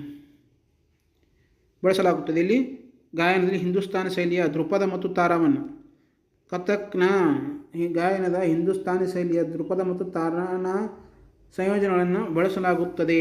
ನೆಕ್ಸ್ಟ್ ಪ್ರಮುಖ ಘರಾನಗಳು ಅಥವಾ ಶೈಲಿಗಳು ಯಾವುದು? ಲಕ್ನೋನ ಘರಾನ, ಜೈಪುರ್ ಘರಾನ, ಬನಾರಸ್ ಘರಾನ, ರಾಯ್ಗಢ್ ಘರಾನ. ಪ್ರಮುಖ ಘರಾನಗಳು, ಶೈಲಿಗಳು. ನೆಕ್ಸ್ಟ್ ಪ್ರಸಿದ್ಧ ಕಲಾವಿದರು, ಕಥಕ್ನಲ್ಲಿ ಅತ್ಯಂತ ಪ್ರಸಿದ್ಧತೆ ಪಡೆದವರು ಪಂಡಿತ್ ಬಿರ್ಜು ಮಹಾರಾಜ್. ಇದನ್ನು ಹಲವಾರು ಬಾರಿ ಎಕ್ಸಾಮಲ್ಲಿ ಕೇಳಿದ್ದಾನೆ. ವೆರಿ ಇಂಪಾರ್ಟೆಂಟ್, ಎಲ್ಲ ಪರೀಕ್ಷೆಗೂ ಕೇಳಿದ್ದಾನೆ ಇದನ್ನು ಆಲ್ಮೋಸ್ಟ್. ನೆಕ್ಸ್ಟ್ ಲಚ್ಚು ಮಹಾರಾಜ್, ನಾರಾಯಣ್, ಸೀತಾರಾದೇವಿ, ಶಂಭು ಮಹಾರಾಜ್. ಇದರಲ್ಲಿ ನಮಗೆ ಗೊತ್ತಿರೋರಪ್ಪ ಅಂದ್ರೆ ಪಂಡಿತ್ ಬಿರ್ಜು ಮಹಾರಾಜ್ ಅವರು ಅತ್ಯಂತ ಪ್ರಸಿದ್ಧಿಯನ್ನು ಪಡೆದವರು. ಆ ಕಾರಣಕ್ಕಾಗಿ ಇವರನ್ನು ನೃತ್ಯಗಳಲ್ಲಿ ಕೊಟ್ಟಾಗ ಕಥಕ್ನ ಗುರುತಿಸಬೇಕು. ನೆಕ್ಸ್ಟ್ ಲಚ್ಚು ಮಹಾರಾಜ್, ಶೋಧನಾ ನಾರಾಯಣ್, ಸೀತಾರಾದೇವಿ, ಶಂಭು ಮಹಾರಾಜ್ ಇವರಲ್ಲೂ ಸಹ ಪ್ರಸಿದ್ಧಿಯನ್ನು ಇದರಲ್ಲಿ ಪಡ್ಕೊಂಡಿದ್ದಾರೆ. ನೃತ್ಯಗಳಲ್ಲಿ ಇವರು ಸಹ ಪ್ರಶಸ್ತಿಯನ್ನು ಪಡೆದುಕೊಂಡಿದ್ದಾರೆ. ಕರ್ನಾಟಕದ ಬಗ್ಗೆ ಅಥವಾ ನಮ್ಮ ರಾಜ್ಯದ ಬಗ್ಗೆ ತರಗತಿಯನ್ನು ಮುಂದಿನ ವಿಡಿಯೋದಲ್ಲಿ ನೋಡೋಣ. ಕಥಕ್ಕಳಿ ಮೂರನೇ ರಾಜ್ಯ. ಇದರ ರಾಜಧಾನಿ ಯಾವುದಪ್ಪ ಅಂದ್ರೆ ಕಥಕ್ಕಳಿ. ಇದು ಮೂರನೇ ರಾಜ್ಯ ಅಂತ ಕೇರಳ ರಾಜ್ಯದ್ದು. ಕಥಕ್ಕಳಿ ಕೇರಳದ್ದು. ಪ್ರಧಾನ ವಸ್ತು ಅಂದರೆ ಸಮರದ ಕಲೆ ಮತ್ತು ನಾಟಕದ ಸಮ್ಮಿಲನ. ಕಥಕ್ಕಳಿ ಪ್ರಧಾನ ವಸ್ತು ಯಾವುದಪ್ಪ ಅಂದ್ರೆ ಸಮರ ಕಲೆ ಕಥಕ್ಕಳಿಯಲ್ಲಿ ಮತ್ತು ನಾಟಕದ ಸಮ್ಮಿಲನ, ಇವೆರಡೂ ಸಹ ಪ್ರಧಾನ ವಸ್ತು. ಎಲ್ಲಿ? ಕಥಕ್ಕಳಿಯಲ್ಲಿ, ಕಥಕ್ನಲ್ಲಿ ಅಲ್ಲ.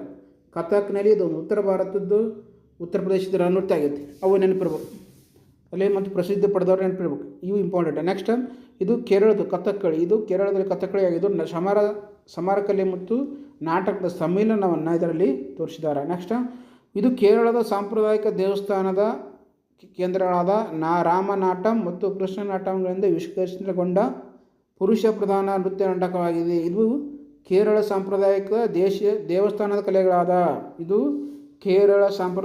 ದೇವಸ್ಥಾನದ ಕಲೆಗಳಾದ ನಾರಾಯಣಾಟಂ ಮತ್ತು ಕೃಷ್ಣನಾಟಂಗಳಿಂದ ವಿಕಸನಗೊಂಡ ಪುರುಷ ಪ್ರಧಾನ ಸಾಂಪ್ರದಾಯಿಕ ನೃತ್ಯ ನಾಟಕಗಳಾಗಿವೆ ಅಂತೇಳಿ ಹೇಳಿದ. ಮುಂದುವರೆದಾಗ ಕಥಕ್ಕಳಿ ಇದು ಯಾವ ರಾಜ್ಯದ ನೃತ್ಯ ಅಂತೇಳಿ ಎಕ್ಸಾಮಲ್ಲಿ ಕೇಳ್ತಾನೆ. ಕಥಕ್ಕಳಿ ಇದು ಕೇರಳ ರಾಜ್ಯದ ಮೂಲದ್ದು ಪ್ರಧಾನ ವಸ್ತು ಯಾವಪ್ಪ ಅಂದ್ರೆ ಸಮರ ಕಲೆ ಮತ್ತು ನಾಟ್ಯದ ಸಮ್ಮಿಲನ. ಇದು ಸಮರ ಕಲೆನೂ ಬರ್ತೈತಿ ಮತ್ತು ನಾಟ್ಯದ ಸಮ್ಮಿಲನದ ಮಿಶ್ರಣ ಯಾವುದು ಅಂದ್ರೆ ಕಥಕ್ಕಳಿ, ಕೇರಳ ರಾಜ್ಯದ್ದು. ಇದು ಕೇರಳದ ಸಾಂಪ್ರದಾಯಿಕ ದೇವಸ್ಥಾನಗಳಾದಂತಹ ರಾಮನಟ್ಟಂ ಮತ್ತು ಕೃಷ್ಣನಾಟ್ಯಂಗಳಿಂದ ವಿಕಸನಗೊಂಡಂತಹ ಪುರುಷ ಪ್ರಧಾನ ಸಾಂಪ್ರದಾಯಿಕ ನೃತ್ಯ ನಾಟಕವಾಗಿದೆ. ಕಥಕ್ಕಳಿ ಪುರುಷ ಪ್ರಧಾನವಾದಂಥ ಒಂದು ನೃತ್ಯ. ಏನು ಕೇರಳದ ಸಾಂಪ್ರದಾಯಿಕ ದೇವಸ್ಥಾನಗಳಲ್ಲಿ ಮಾಡ್ತಾ ಇದ್ರಲ್ಲ, ರಾಮನಟ್ಟ ಮತ್ತು ಕೃಷ್ಣನಾಟ್ಯವನ್ನು ವಿಕಸನಗೊಂಡು ಮುಂದಾಗಿದ್ದಾವಪ್ಪ ಅಂದ್ರೆ ಕಥಕ್ಕಳಿ ಪುರುಷ ಪ್ರಧಾನವಾದಂಥ ಒಂದು ಸಾಂಪ್ರದಾಯಿಕ ನೃತ್ಯ ನಾಟಕವಾಗಿದೆ. ಇದು ಅತಿ ದೊಡ್ಡ ಮತ್ತು ವಿಸ್ತಾರವಾದ ವೇಷಭೂಷಣ. ಇದು ಅತಿ ದೊಡ್ಡದಾದ ವೇಷಭೂಷಣ ಮತ್ತು ವಿಸ್ತಾರವಾದಂಥ ವೇಷಭೂಷಣವನ್ನು ಕೊಟ್ಟಿರ್ತಾರೆ. ಮುಖದ ಬಣ್ಣಗಳು ಮತ್ತು ಭವ್ಯವಾದ ಕಿರೀಟಗಳಿಗೆ ಜಗತ್ ಪ್ರಸಿದ್ಧ. ಅದು ಮುಖದಲ್ಲಿ ಬಣ್ಣಗಳನ್ನು ಹಚ್ಕೊಂಡಿರ್ತಾರೆ, ನೀವು ನೋಡ್ಬೋದು. ಅವರ ಬಣ್ಣಗಳು ಬೇರೆ ಬೇರೆ ಇರ್ತವೆ, ಭವ್ಯವಾದ ಕಿರೀಟಗಳಿದಾವೆ, ಜಗತ್ ಪ್ರಸಿದ್ಧ ಪಡ್ತೈತಿ. ಮುಖದ ಬಣ್ಣಗಳು ಮಹತ್ವ ಇರ್ತೈತಿ. ಏನು ಅವರು ಈ ನೃತ್ಯ ಮಾಡೋಕೆ, ನಾಟಕ ಮಾಡೋಕೆ ಏನು ಬಣ್ಣ ಹಚ್ಚಿರ್ತಾರಲ್ಲ, ಆ ಬಣ್ಣಗಳು ತನ್ನದಾದಂಥ ಮಹತ್ವವನ್ನು ತೋರಿಸ್ತಾವೆ. ಹಸಿರು ಪಚ್ಚ ಅಂತ ಕರೀತಾರೆ, ಇದು ಸದ್ಗುಣ ಮತ್ತು ಉದಾತ್ತ ನಾಯಕರು, ಶ್ರೀರಾಮಕೃಷ್ಣರನ್ನು ತೋರಿಸುತ್ತಿದೆ. ಯಾವುದು ಹಸಿರು ಬಣ್ಣ, ಮುಖಕ್ಕೆ ಏನಾದರೂ ಹಸಿರು ಬಣ್ಣ ಹಚ್ಕೊಂಡು ಪಚ್ಚ ಹಚ್ಚಂದ್ರೆ ಅಂತ ಕರೀತಾರೆ. ಅದಕ್ಕೆ ಸದ್ಗುಣ ಮತ್ತು ಉದಾತ್ತ ನಾಯಕರು. ಅದು ಸದ್ಗುಣ ಇರಬೇಕು ಅವರಲ್ಲಿ ಮತ್ತು ಉದಾತ್ತ ಭಾವನೆ ಇರಬೇಕು. ಸದ್ಗುಣ ಮತ್ತು ಉದಾತ್ತ ಭಾವನೆ ಹೊಂದಿರುವಂತಹ ನಾಯಕರು ಪಾತ್ರಗಳನ್ನು ಇವರು ಹಸಿರು ಬಣ್ಣಕ್ಕೆ ಬಿಟ್ಟು ಹಚ್ಚಿರ್ತಾರೆ. ನೆಕ್ಸ್ಟ್ ಕೆಂಪು ಮತ್ತು ಕಪ್ಪು, ರೆಡ್ ಮತ್ತು ಬ್ಲ್ಯಾಕನ್ನು ಇವರನ್ನು ಏನು ತೋರಿಸ್ತಾರೆ ಅಂದರೆ ದುಷ್ಟ ಮತ್ತು ತಾಮ್ರಸ ಪಾತ್ರಗಳು ಅಂಥೇಳಿ ಇವ್ರನ್ನ ತೋರಿಸ್ತಾರೆ. ಅಂದ್ರೇನು, ರಾವಣ ಮತ್ತು ದುಶ್ಯಾಸನಿಗೆ ಹೋಲಿಸ್ತಾರೆ. ರಾವಣ ಮತ್ತು ದುಶ್ಯಾಸನಿಗೆ ಕೆಂಪು ಮತ್ತು ಕಪ್ಪು. ಕಥಕ್ಕಳಿಯಲ್ಲಿ ಇದು ನೆನಪಿಡಬೇಕು. ದುಷ್ಟ ಮತ್ತು ತಾಮಸ ಪಾತ್ರಗಳು ರಾವಣ ಮತ್ತು ದುಶ್ಯಾಸನ. ನೆಕ್ಸ್ಟ್ ಹಳದಿ ಮತ್ತು ಮಿಂಚು ಹಚ್ಕೋತಾರೆ ಮುಖದ ಬಣ್ಣಕ್ಕೆ. ಇವರು ಸ್ತ್ರೀ ಪಾತ್ರಗಳು ಮತ್ತು ಸಾಧು ಸಂತರು. ಹಳದಿ ಮತ್ತು ಮಿಂಚನ್ನು ಹಚ್ಕೊಂಡಂತಹ ಪಾತ್ರಧಾರ ಯಾರಪ್ಪ ಅಂದ್ರೆ ಸ್ತ್ರೀ ಪಾತ್ರಗಳು ಮತ್ತು ಸಾಧು ಸಂತರು ಈ ಬಣ್ಣವನ್ನು ಹಚ್ಕೋತಾರೆ. ಕಥಕ್ಕಳಿಯಲ್ಲಿ ಬಣ್ಣಗಳ ಮಹತ್ವವೂ ಸಹ ಇದೆ. ಹಸಿರು ಬಣ್ಣ ಹಚ್ಕೊಳ್ಳೋರು ಸದ್ಗುಣವಾಗಿರಬೇಕು, ಉದಾತ್ತ ನಾಯಕರು, ಅವರನ್ನು ಶ್ರೀರಾಮಕೃಷ್ಣ ಅಂತೇಳಿ ಕರೀತಾರೆ. ಕೆಂಪು ಅಥವಾ ಕಪ್ಪನ್ನು ಅನ್ನುತ್ತಾ ದುಷ್ಟ ಪಾತ್ರ ಮಾಡುವಂತಹ ದುಷ್ಟ ಮತ್ತು ತಾಮಸ ಪಾತ್ರಗಳು ರಾವಣ ಮತ್ತು ದುಶ್ಯಾಸನಕ್ಕೆ. ಹಳದಿ ಮತ್ತು ಮಿಂಚು ಹಚ್ಚಿಕೊಂಡ್ರೆ ಸ್ತ್ರೀ ಪಾತ್ರವಾದಿಗಳು ಅಥವಾ ಸಾಧು ಸಂತರಿಗೆ ಹೋಲಿಸ್ತಾರೆ. ಇದರಲ್ಲಿ ಕಲಾವಿದರು ಮಾತನಾಡುವುದಿಲ್ಲ. ಯಾವುದೇ ರೀತಿಯಲ್ಲಿ ಕಥಕ್ಕಳಿಯಲ್ಲಿ ಕಲಾವಿದರು ಮಾತನಾಡುವುದಿಲ್ಲ. ಕೇವಲ ಕಣ್ಣಿನ ಅದ್ಭುತ ಚಲನೆ, ನೇತ್ರಾಭಿನಯ ಮತ್ತು 24 ಮುಖ್ಯ ಹಸ್ತಮುದ್ರೆಗಳ ಮೂಲಕ ಕಥಾ ಪ್ರಸಂಗವನ್ನು ವ್ಯಕ್ತಪಡಿಸುತ್ತಾರೆ. ಕಥಗಳಿಯಲ್ಲಿ ಯಾವುದೇ ಕಲಾವಿದರು ಮಾತನಾಡುವುದಿಲ್ಲ. ಕೇವಲ ಕಣ್ಣಿನ ಅದ್ಭುತ ಚಲನೆ, ಕಣ್ಣಿನ ಮುಖದ ಅದ್ಭುತ ಚಲನೆ, ನೇತ್ರಾಭಿನಯ, 24 ಹಸ್ತಮುದ್ರೆಗಳ ಮೂಲಕ ಕಥಾ ಪ್ರಸಂಗವನ್ನು ಇವರು ವ್ಯಕ್ತಪಡಿಸ್ತಾರೆ. ನೆನಪಿರಲಿ. ಪ್ರಸಿದ್ಧ ಕಲಾವಿದರು ಯಾರು? ಈ ಕ್ಷೇತ್ರದಲ್ಲಿ ಕಥಕ್ಕಳಿಯಲ್ಲಿ ಅತ್ಯಂತ ಪ್ರಸಿದ್ಧಿ ಪಡೆದವರು ಯಾರು?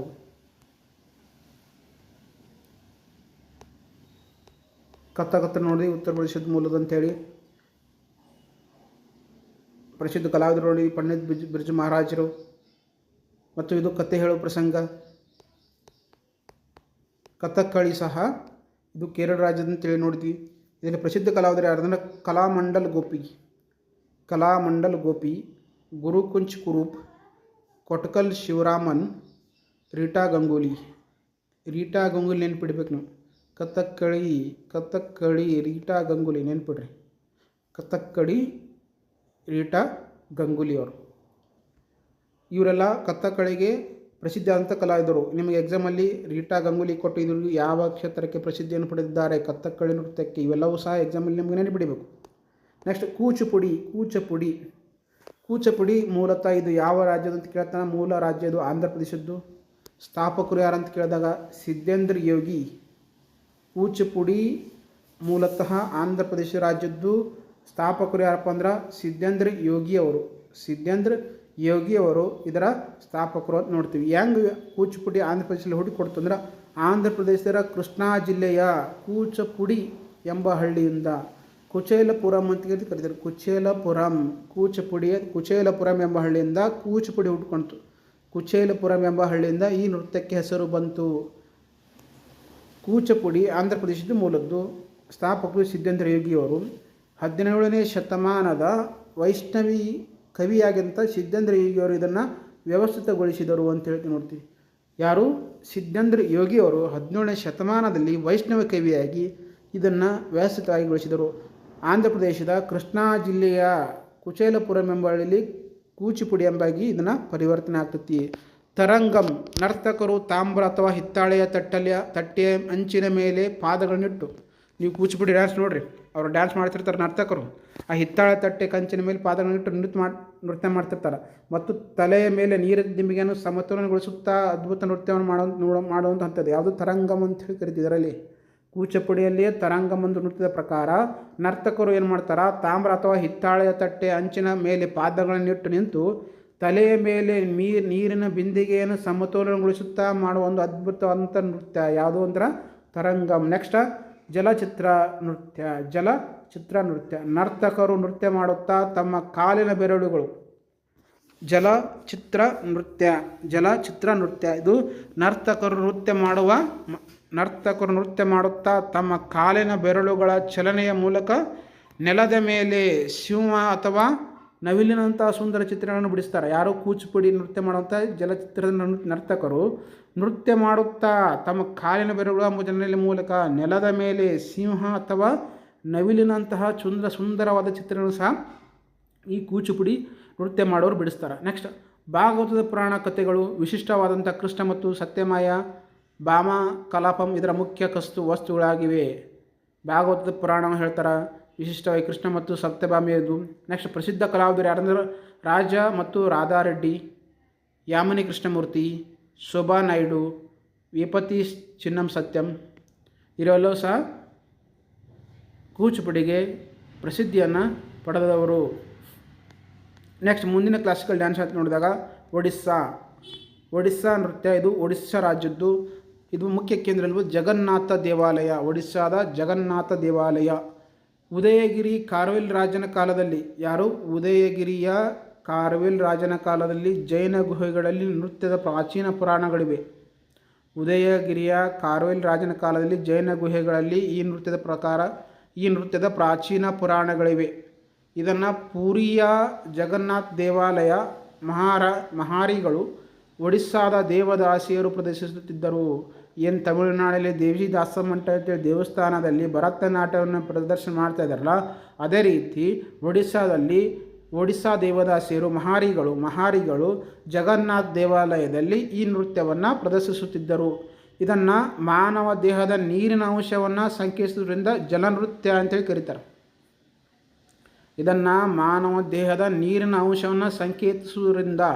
ಜಲನೃತ್ಯ ಅಂತೇಳಿ ಕರೀತಾರೆ. ಈಗಾಗಲೇ ಹೇಳಿದೆ ಭರತನಾಟ್ಯನ ಅಗ್ನಿ ನೃತ್ಯ ಅಂತ ಕರೀತಾರೆ ಅಂತ ಹೇಳಿದ್ದೀನಿ ನಿಮಗೆ, ಅಗ್ನಿ ನೃತ್ಯ ಅಂತೇಳಿ. ಹಾಗೆ ಒಡಿಸ್ಸಾವನ್ನು ಜಲನೃತ್ಯ ಎಂದು ಕರೆಯುತ್ತಲಾಗುತ್ತದೆ. ತ್ರಿಭಂಗ ಭಂಗಿ ಇದು ಒಡಿಸ್ಸಾದ ವಿಶಿಷ್ಟ ಶೈಲಿಯಾಗಿದ್ದು, ನೃತ್ಯದ ವೇಳೆ ದೇಹವನ್ನು ಕುತ್ತಿಗೆ, ಸೊಂಟ ಮತ್ತು ಮೊಣಕಾಲಿನ ಬಳಿ ಮೂರೂ ಕಡೆಗೆ ಬಗ್ಗಿಸಿ ಕಲಾತ್ಮಕ ಭಂಗಿಯನ್ನು ನೀಡಲಾಗುತ್ತದೆ. ತ್ರಿಭಂಗಿ ಅಂತ ಕರಿತೀವಿ. ತ್ರಿಭಂಗಿ ಇದು ಒಡಿಸ್ಸಾದ ಒಂದು ನೃತ್ಯದ ಪ್ರಕಾರಗಳಲ್ಲಿ ಒಂದು. ಜಯದೇವನ ಪ್ರಸಿದ್ಧ ಮಹಾಕಾವ್ಯವಾದಂಥ ಗೀತ ಗೋವಿಂದಂ, ಜಯದೇವ ಬರೆದಂತಹ ಪ್ರಸಿದ್ಧ ಮಹಾಕಾವ್ಯದ ಗೀತ ಗೋವಿಂದಂ ಶ್ರೀಕೃಷ್ಣ ಮತ್ತು ರಾಧೆಯ ಪ್ರೇಮದ ಕಾವ್ಯದ ಆಧಾರದ ಮೇಲೆ ಈ ನೃತ್ಯವನ್ನು ಪ್ರದರ್ಶನ ನಡೆಯುತ್ತದೆ. ಯಾರ ಬರೆದಂತಹ ಕೃತಿಯ ಆಧಾರದ ಮೇಲೆ ಜಯದೇವ ಪ್ರಸಿದ್ಧ ಬರೆದಂಥ ಮಹಾಕೃತಿ ಅಂತ ಗೀತ ಗೋವಿಂದಂ, ಅದು ಕೃಷ್ಣ ಮತ್ತು ರಾಧೆಯ ಪ್ರೇಮ ಕಾವ್ಯದ ಆಧಾರದ ಮೇಲೆ, ಒಡಿಸ್ಸಾ ಕೃಷ್ಣ ಮತ್ತು ಪ್ರೇಮ ಕಾವ್ಯದ ಆಧಾರದ ಮೇಲೆ ಈ ನೃತ್ಯ ಪ್ರದರ್ಶನ ನಡೀತಿದೆ. ಇಲ್ಲಿ ಗೀತ ಗೋವಿಂದ ಮತ್ತು ನಾವಿಲ್ಲಿ ನೋಡ್ತೀವಿ. ನೆಕ್ಸ್ಟ್ ಇದರಲ್ಲಿ ಪ್ರಸಿದ್ಧ ಅಂತ ಪಡೆದಂಥ ಕಲಾವಿದರು ಯಾರು? ಇದಕ್ಕೆ ಪ್ರಸಿದ್ಧಿ ಅಂತ ಪಡೆದಂಥ ಕಲಾವಿದರು ಯಾರಪ್ಪ ಅಂತ ನೋಡಿದಾಗ ಗುರು ಕೆಲುಚುಲರ್ ಮಹಾಪಾತ್ರ ಈ ನೃತ್ಯಕ್ಕೆ ಮರುಜೀವ ನೀಡಿದ ಮಹಾನ್ ಶಿಲ್ಪಿ. ನಿಮಗೆ ಹೇಳ್ತಾನೆ, ಒಡಿಸ್ಸಾಕ್ಕೆ ಮರುಜೀವ ನೀಡಿದ ಮಹಾನ್ ಶಿಲ್ಪಿ ನೆನಪಿಡಬೇಕು ಯಾರು?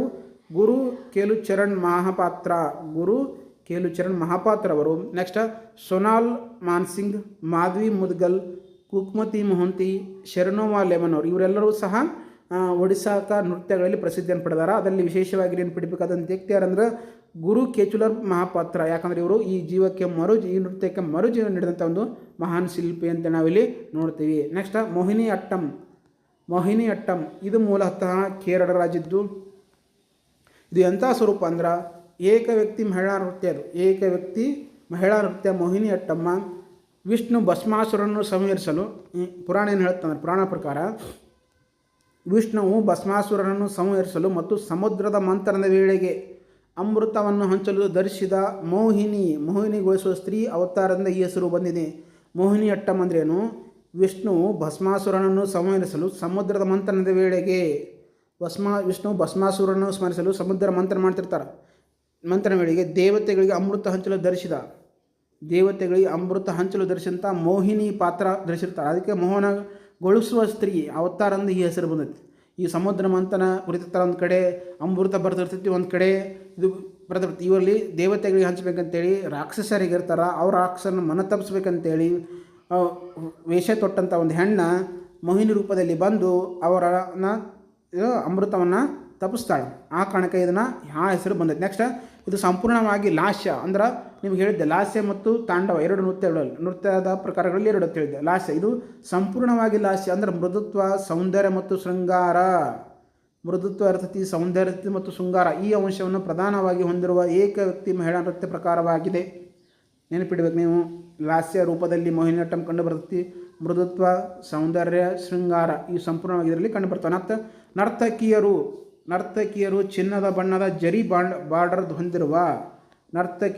ಚಿನ್ನದ ಬಣ್ಣದ ಜರಿ ಬಾರ್ಡರ್ ಹೊಂದಿರುವ ವಿಶಿಷ್ಟವಾದ ಬಿಳಿ ಅಥವಾ ಆಫ್ ವೈಟ್ ಬಣ್ಣದ ಕಸುಬು ಸೀರೆಯನ್ನು ಕಡ್ಡಾಯವಾಗಿ ಧರಿಸುತ್ತಾರೆ.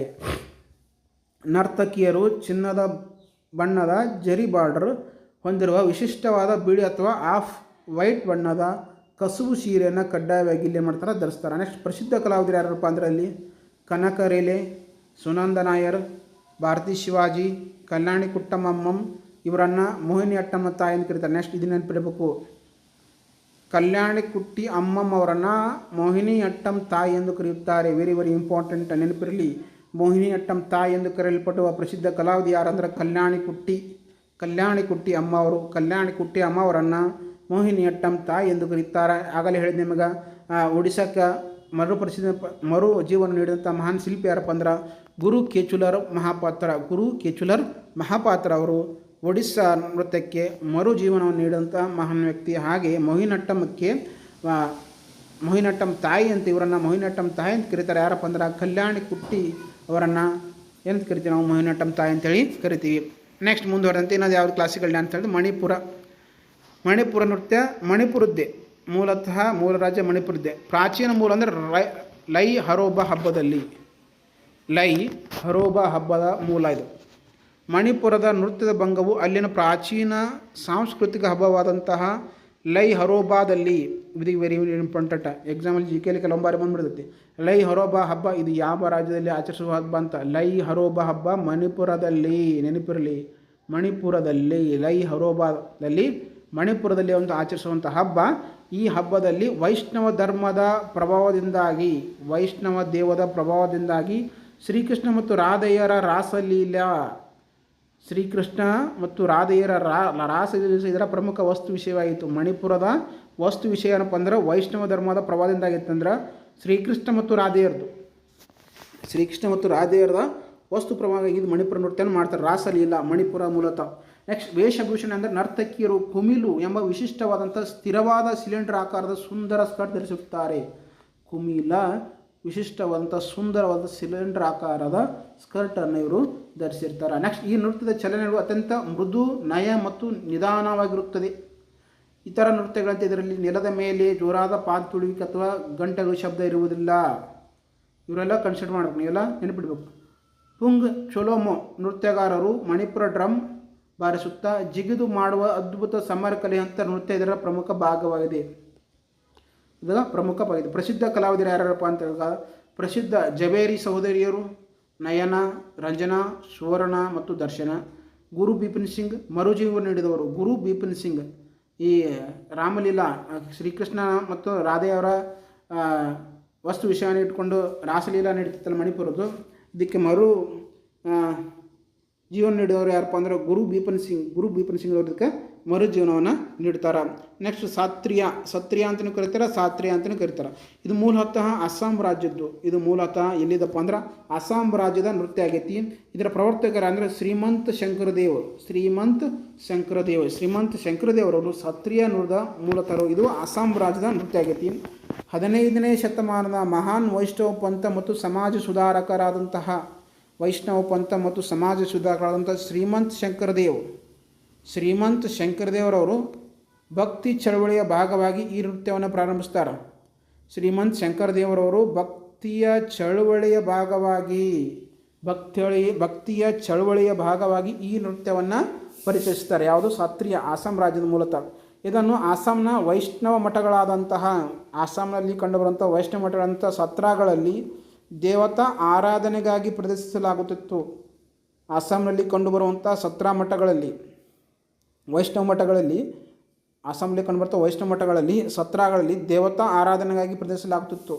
ಇದು ಕೃಷ್ಣ ಭಕ್ತಿಯನ್ನು ಆಧರಿಸಿದೆ. ಇದು ಯಾವುದನ್ನು ಆಧರಿಸಿದೆ? ಕೃಷ್ಣ ಭಕ್ತಿಯನ್ನು, ಶ್ರೀಕೃಷ್ಣನ ಭಕ್ತಿಯನ್ನು ಆಧರಿಸಿ ನಡೆಯುವಂಥ ಒಂದು ನೃತ್ಯ. ಇದು ಸಾಂಪ್ರದಾಯಿಕವಾಗಿ ಅಂಕಿಯಾ ನಾಟಕ ಎಂಬ ಅಸ್ಸಾಂನ ಸಾಂಪ್ರದಾಯಿಕ ಒಂದು ಅಂಕದ ನಾಟಕದ ಒಂದು ಪ್ರಮುಖವಾಗಿದೆ, ಅಂಕಿಯಾ ನಾಟಕ. ನೆಕ್ಸ್ಟ್, ಸಂಗೀತ ನಾಟಕ ಅಕಾಡೆಮಿ ಇದನ್ನು 2000 ಇಸ್ವಿಯಲ್ಲಿ ಭಾರತದ ಅಧಿಕೃತ ಶಾಸ್ತ್ರೀಯ ನೃತ್ಯವನ್ನು ಗುರುತು ಮಾಡಿದ್ದಾರೆ. 2000 ಇಸ್ವಿಯಲ್ಲಿ ಸಂಗೀತ ನಾಟಕ ಅಕಾಡೆಮಿ, ನಿಮ್ಗೆ ಕೇಳಿದೆ ಶಾಸ್ತ್ರೀಯ ನೃತ್ಯಗಳನ್ನು ಐಡೆಂಟಿಫೈ ಗುರುತಿಸ ಮಾಡೋರು ಯಾರಪ್ಪ ಅಂದರೆ ಸಂಗೀತ ನಾಟಕ ಅಕಾಡೆಮಿ. ಈ ನಾಟಕ ಅಕಾಡೆಮಿ ಸತ್ರಿಯವನ್ನು 2000 ಇಸ್ವಿಯಲ್ಲಿ ಭಾರತೀಯ ಶಾಸ್ತ್ರೀಯ ನೃತ್ಯವೊಂದು ಘೋಷಿಸಿತು ಅಂತೇಳಿ ನಾವಿಲ್ಲಿ ನೋಡ್ತೀವಿ. ಇದಕ್ಕೆ ಪ್ರಸಿದ್ಧ ಕಲಾವಿದರು ಯಾರಪ್ಪ ಅಂದರೆ ಜತಿನ್ ಗೋಸ್ವಾಮಿ, ಶಾರೋಡಿ ಸೈಕಿಯಾ, ಗಣಕಾಂತ್ ಬೋರಾನ್ ಅವರು. ನೆಕ್ಸ್ಟ್ ಛೌ ನೃತ್ಯ ಮೂಲತಃ ಜಾರ್ಖಂಡ್, ಪಶ್ಚಿಮ ಬಂಗಾಳ ಮತ್ತು ಒಡಿಸ್ಸಾದ್ದು. ಮೂಲತಃ ಜಾರ್ಖಂಡ್, ಪಶ್ಚಿಮ ಬಂಗಾಳ ಮತ್ತು ಒಡಿಸ್ಸಾದು ಛೌ ನೃತ್ಯ. ವಿಶೇಷತೆ ಏನಂದರೆ ಯುನೆಸ್ಕೋ ಅಮೂರ್ತ ಪರಂಪರೆಗೆ ಸೇರ್ಪಟ್ಟಿದೆ. ಇದು ಪೂರ್ವ ಭಾರತದ ಬುಡಕಟ್ಟು ಸಾಂಸ್ಕೃತಿಕ ಮತ್ತು ಸಮರ ಕಲೆಗಳು ಅದ್ಭುತ ಸಂಯೋಜನೆಯಿಂದಾಗಿ ಭಾರತ ಸರ್ಕಾರದ ಸಾಂಸ್ಕೃತಿಕ ಸಚಿವಾಲಯವು ಇದನ್ನು ಶಾಸ್ತ್ರೀಯ ನೃತ್ಯವೆಂದು ಪರಿಗಣಿಸಿದೆ. ಯುನೆಸ್ಕೋ ಇದು ಅಮೂರ್ತ ಸಾಂಸ್ಕೃತಿಕ ಪರಂಪರೆಯ ಪಟ್ಟಿಗೆ ಸೇರಿದೆ. ಇಂಟ್ಯಾಂಜಿಬಲ್ ಕಲ್ಚರಲ್ ಹೆರಿಟೇಜ್ ಅಂತ ಕರಿತೀವಿ. ಇಂಟ್ಯಾಂಜಿಬಲ್ ಕಲ್ಚರಲ್ ಹೆರಿಟೇಜ್ ಪಟ್ಟಿಗೆ ಸೇರಿದೆ. ಯಾವುದಪ್ಪ ಅಂದ್ರೆ ಛೌ ನೃತ್ಯ. ಸಾಂಸ್ಕೃತಿಕ ಸಚಿವಾಲಯ ಇದನ್ನು ಐಡೆಂಟಿಫೈ ಮಾಡೈತಿ ಮತ್ತು ಇದಕ್ಕೆ ಮುಖವಾಡಗಳ ಬಳಕೆ ಮಾಡ್ತಾರೆ. ನೃತ್ಯಗಾರರು ಪುರಾಣದ ಪಾತ್ರಗಳಿಗೆ ತಕ್ಕಂತೆ ದೊಡ್ಡ ಮುಖವಾಡಗಳು, ಮಾಸ್ಕ್ ಧರಿಸ್ತಾರೆ. ಅಂದರೆ ಒಡಿಸ್ಸಾದ ಮಯೂರ್ಭಂಜ್ ಶೈಲಿಯಲ್ಲಿ, ಛೌ ಶೈಲಿಯಲ್ಲಿ ಮುಖವಾಡ ಬಳಸುವುದಿಲ್ಲ. ರಾಮಾಯಣ ಮಹಾಭಾರತದ ವೀರಗಾಥೆಗಳು, ಪ್ರಕೃತಿಯ ಅಂಶಗಳು, ಸರ್ಪಚಲನೆ, ಹಕ್ಕಿಗಳ ಹಾರಾಟ ಇದನ್ನು ಆಧರಿಸಿ ಪ್ರದರ್ಶನ ಇದು ಮಾಡ್ತದೆ. ನೆಕ್ಸ್ಟ್ 3 ಮುಖ್ಯ ಪ್ರಾದೇಶಿಕ ಶೈಲಿಗಳಿದಾವೆ ಇಲ್ಲಿ. ಇದರಲ್ಲಿ ಯಾವುದಂದ್ರೆ ಸೈರೆಕಲ್ಲಾ ಛೌ ಜಾರ್ಖಂಡ್ನಲ್ಲಿ ಕಂಡುಬರ್ತೈತಿ, ಪುರೋಲಿ ಛೌ ಪಶ್ಚಿಮ ಬಂಗಾಳದಲ್ಲಿ, ಮಯೂರ್ಭಂಜ್ ಛೌ ಒಡಿಶಾದಲ್ಲಿ ಮುಖವಾಡದ ಮುಕ್ತ ಶೈಲಿ ಅಂತ ನಾವಿಲ್ಲಿ ನೋಡ್ತೀವಿ. ಇನ್ನು ಪರೀಕ್ಷಾ ದೃಷ್ಟಿಯಿಂದ ಒಂದು ಕೋಷ್ಟಕವನ್ನು ಶೇರ್ ಮಾಡಿದ್ದೀನಿ ನಿಮಗೆ. ಅಂದ್ರೆ ನೃತ್ಯದ ಪ್ರಕಾರ ಯಾವ ರಾಜ್ಯದ್ದು, ಅದರ ವಿಶೇಷತೆ ಏನು ಮತ್ತು ಅದರ ಪ್ರವರ್ತಕರು ಯಾರಲ್ಲ ಅಂತೇಳಿ ನಿಮಗೆ ಇಲ್ಲಿ ಕೋಷ್ಟಕನ ಸಹ ಐತಿ. ಇದರ ಸಂಪೂರ್ಣವಾದಂಥ ವಿಡಿಯೋ ಸಹ ನಮ್ಮ ಯೂಟ್ಯೂಬಲ್ಲಿ ಇರ್ತೈತಿ, ನೀವು ನೋಡ್ಕೋಬೋದು. ಭರತನಾಟ್ಯ ತಮಿಳುನಾಡದ್ದು, ಅಗ್ನಿ ನೃತ್ಯ ಅಂತ ಕರಿತಾರೆ, ಸದರಿ ಅಟ್ಟಮ್ಮ, ಏಕರತ್ ಶೈಲಿ, ಅಲ್ಲಪುರಮ್ಮ, ತಿಲಾನ್ ಹಂತಗಳು, ರುಕ್ಮಿಣಿ ದೇವರಿಯವರು, ಅರುಂಡಮ್ಮ, ಯಾಮಿನಿ ಕೃಷ್ಣಮೂರ್ತಿ. ಕಥಕ್ ಉತ್ತರ ಪ್ರದೇಶದ್ದು ಕಥೆ ಹೇಳುವ, ತತ್ತಾರ ವೇಗದ ಪಾದಚಲನೆ, ಚಕ್ಕರ, ಲಕ್ನೋ ಮತ್ತು ಜೈಪುರದಲ್ಲಿ ಗರಾನ, ಪಂಡಿತ್ ಬಿರ್ಜು ಮಹಾರಾಜ್ ಅವರು, ಸಿತಾರ ದೇವಿಯವರು. ಕಥಕ್ಕಳಿ ಕೇರಳ ಭಾರಿ ವೇಷಭೂಷಣ ಪ್ರಸಿದ್ಧಿ ಪಡೆದತಿ, ಹಸಿರು ಮತ್ತು ಕೆಂಪು ಮುಖ ಬಣ್ಣಗಳು, ನೇತ್ರಾಭಿನಯ, ಕಲಾಮಂಡಲಂ ಗೋಪಿ, ಕುಂಚಪುರಂ, ಕೂಚುಪುಡಿ, ಒಡಿಸ್ಸಾ. ಇವೆಲ್ಲವೂ ಸಂಪೂರ್ಣವಾಗಿ ವಿವರಣೆ ಕೊಟ್ಟಿದ್ದೀನಿ. ಇನ್ನು ಯಾವೆಲ್ಲ ಪ್ರಶ್ನೆಗಳು ಸ್ಪರ್ಧಾತ್ಮಕ ಪರೀಕ್ಷೆಗೆ ಕೇಳಲ್ಲ ಅಂತ ಯಾವೆಲ್ಲ ಸಂಭವ ಪ್ರಶ್ನೆಗಳು ಕೇಳಬಂದು ಕೇಳಿದಾಗ ಭಾರತದ ಯಾವ ಶಾಸ್ತ್ರೀಯ ನೃತ್ಯವನ್ನು ಅಗ್ನಿ ನೃತ್ಯ ಎಂದು ಕರೆಯಲಾಗುತ್ತದೆ ಅಂತ ಕೇಳ್ತಾರೆ. Fire dance. ಭಾರತದ ಯಾವ ಶಾಸ್ತ್ರೀಯ ನೃತ್ಯವನ್ನು ಅಗ್ನಿ ನೃತ್ಯ, ಫೈರ್ ಡ್ಯಾನ್ಸ್ ಎಂದು ಕರೆಯಲಾಗುತ್ತದೆ ಅಂತೇಳಿ ನೋಡಿದಾಗ ಭರತನಾಟ್ಯವನ್ನು ಇದನ್ನು ಅಗ್ನಿ ನೃತ್ಯ ಅಂತ ಕರಿತೀವಿ. ಯಾಕಂದರೆ ಇದು ಮಾನವನ ದೇಹದಲ್ಲಿ ಬೆಂಕಿನ ಅಂಶವನ್ನು ಪ್ರತಿನಿಧಿಸುತ್ತದೆ.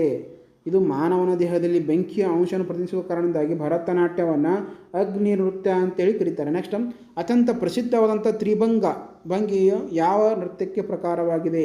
ತ್ರಿಭಂಗ ಇದು ಒಡಿಶಾ ನೃತ್ಯ. ಅಂದರೆ ದೇಹದ ಕುತ್ತಿಗೆ, ಸೊಂಟ ಮತ್ತು ಮೊಣಕಾಲನ್ನು ಬಗ್ಗಿಸುವ ಶೈಲಿಗೆ ತ್ರಿಭಂಗ ಅಂತ ಕರಿತೀವಿ. ಇದು ಒಡಿಸ್ಸಾದ್ದು ಅಂತೇಳಿ ನಾವಿಲ್ಲಿ ಗಮನಿಸ್ಬೋದು. ನೆಕ್ಸ್ಟ್, ಅಸ್ಸಾಂನ ಸತ್ರಿಯ ನೃತ್ಯವನ್ನು 15ನೇ ಶತಮಾನದಲ್ಲಿ ಪರಿಚಯಿಸಿದ ಮಹಾನ್ ವೈಷ್ಣವ ಸಂತ ಯಾರು? ನಿಮಗೆ ಈಗಾಗಲೇ ಹೇಳಿದ್ದೀನಿ ಯಾವ ಸಂತ, 15ನೇ ಶತಮಾನ, ಎಷ್ಟನೇ ಶತಮಾನ ಅಂತೇಳಿ.